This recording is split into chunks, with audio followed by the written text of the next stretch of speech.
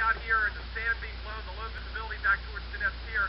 But I'm going to walk down in here, and you can see how the water, how I walk down. So there has been a channel cut here, and this is the same thing. This is the same idea what's going on south of me along Highway 12 near Rodanthe. That's a narrow spit of land. Basically, it's a giant dune on either side of that road.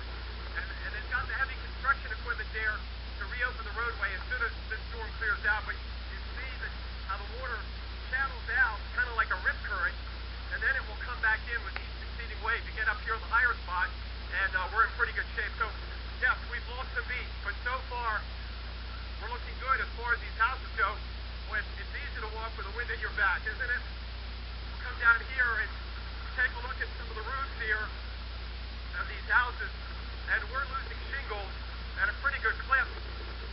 And I don't know if you can see this, but this house over here, I'm not sure if we can get around the corner of the building, but this house over here has lost about a half of its siding, and you can see